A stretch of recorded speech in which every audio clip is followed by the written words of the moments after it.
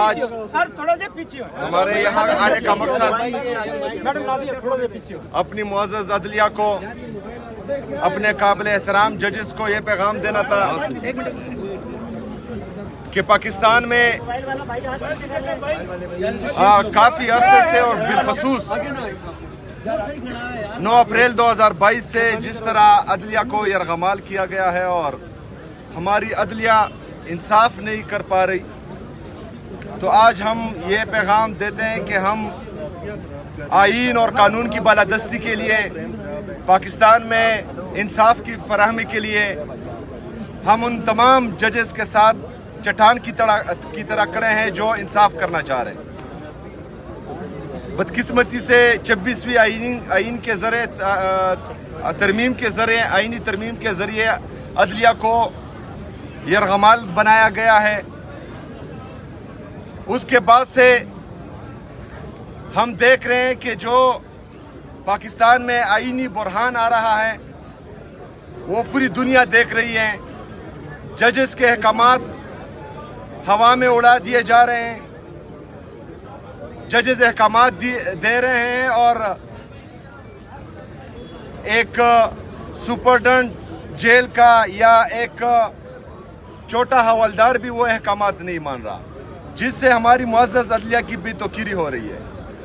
तो हम चाह रहे हैं कि हमारे जजेस अगर फ़र्ज़ करें वो ये समझते हैं कि उनके इंसाफ में किसी की तरफ से खलल आ रहा है, तो हमारे जितने भी वकला हैं, हमारे पाकिस्तान के गैरतमंद अवाम उनके लिए बाहर भी निकलेंगे और उनके साथ जो हैं वो चट्टान की तरह खड़े भी हैं।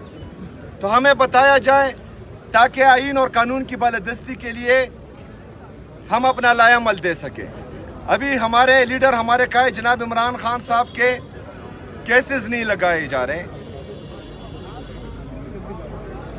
उसमें उनकी बरियत का केस भी है, अलकादिर ट्रस्ट का केस भी है, वो नहीं लगाए जा रहे। तो हमारी ये रिक्वेस्ट है कि वो लगाए जाएं और इंसाफ किया जाए, क्योंकि ये पूरी दुनिया को पता है कि जिस दिन पाकिस्तान में इंसाफ होगा तो उसी दिन हमारा लीडर, हमारा कायद जनाब इमरान खान साहब, उनकी अहलिया बुशरा बीबी, हमारे जितने भी आसिरान हैं जो नाहक कैद हैं वो जेलों से बाहर होंगे। लेकिन बदकिस्मती से सिर्फ फैसले ही दिए जा रहे हैं, इंसाफ कोई नहीं हो रहा।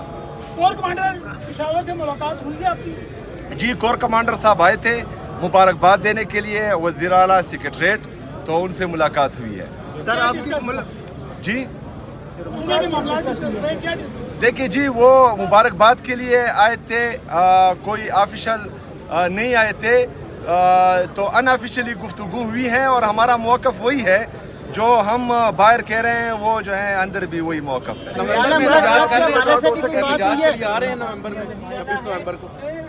जी, एहतजाज तो हमारे सूबाई सदर यहाँ पर KPK के हैं, जुनैद अकबर साहब, वो हैं, पार्टी की तंजीम है। तो इमरान खान साहब की तरफ से जो भी हिदायत आएगी तो उस पर मन व अन अमल किया जाएगा इंशाल्लाह।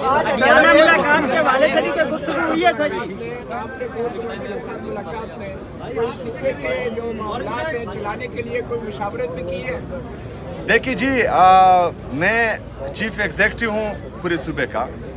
मेरे ऑफिस में जो है IGP भी आते हैं, चीफ सेक्रेटरी भी आते हैं, कोर कमांडर भी आएंगे, तमाम सिक्योरिटी इदारों के जितने भी हमारे ऑफिसर्स हैं वो आएंगे और सूबे के मामलात उनके साथ ही डिस्कस होंगे।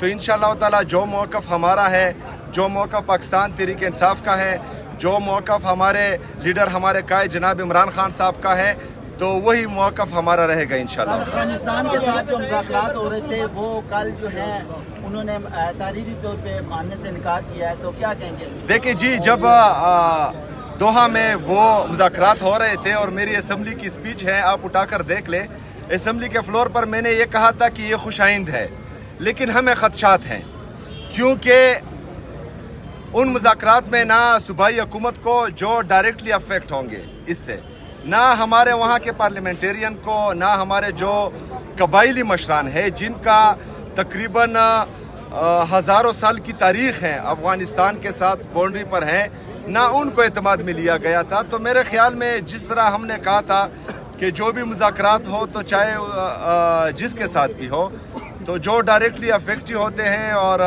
जो मुज़ाकरात को कामयाब बना सकते हैं उनको एतमाद में लेना चाहिए। चीफ जस्टिस को आपने खत लिखा था, उस पर कोई आपको रिस्पांस आया? नहीं, चीफ जस्टिस साहब को जो है मेरे लीडर मेरे कायद जनाब इमरान खान साहब ने भी ख़त लिखा था, उसका भी मौसर जवाब नहीं आया। मैंने भी ख़त लिखा था, उसका भी मौसर जवाब नहीं आया।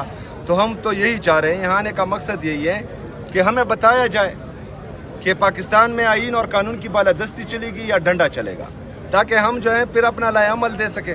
सर आज मुलाकात के लिए जी, मेरा नाम लिखा गया है आज की मुलाकात के लिए, तो इंशाल्लाह कोशिश जरूर करूंगा।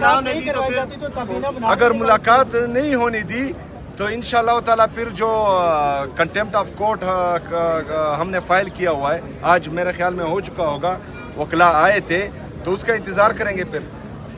Thank you. अवाम की वज़ीराना है, खैबर पख्तूनख्वा के ऊपर आप फोकस क्यों नहीं करते, बजाय इस्लामाबाद में अदालतों और अडियाला के बाहर? देखिए जी, हमने फोकस किया था 2013 से लेकर 2022 तक, जब रिजीम चेंज ऑपरेशन हुआ।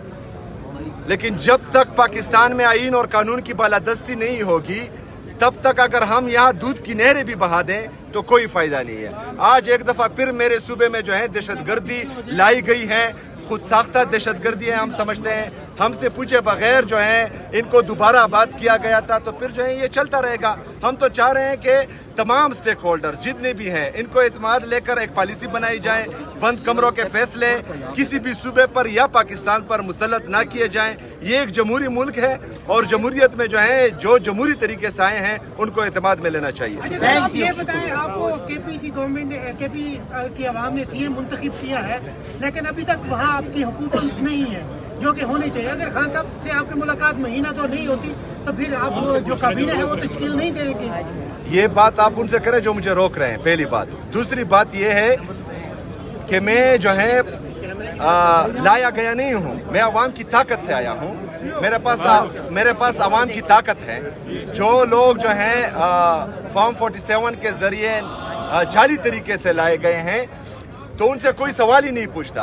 मैं आपसे कह रहा हूँ कि आप उनसे सवाल करें जो पहले रोले अटका रहे थे, पेशावर में आकर प्रेस कॉन्फ्रेंसेस कर रहे थे, गलत इल्जामात लगा रहे थे हम पर, जो सियासी तकारीर, जिनका काम नहीं है सियासी तकारीर करना, सियासी प्रेस कॉन्फ्रेंसेस करना, वो सियासी प्रेस कॉन्फ्रेंसेस कर रहे थे और सुतैली माँ जैसा सलूक हो रहा है। तो बहरहाल मेरे सूबे की आवाम भी यही चाहते हैं कि जिसकी वजह से मुझे वोट मिला वो कायद तहरीक इमाम इनकलाब जनाब इमरान खान साहब हैं। तो इमरान खान साहब से मशवरे के साथ में चलूँ। वो भी 2018 में भी कोर्ट कमांडर ने रब्ता किया था, तो आमतौर पे तो आपके गंडापुर साहब कोर्ट कमांडर के पास जाते थे पूरी काबीना को लेकर, आप क्यों नहीं गए? देखिए जी, उनका तो मुझे पता नहीं है, लेकिन मैं चाहता हूँ कि जो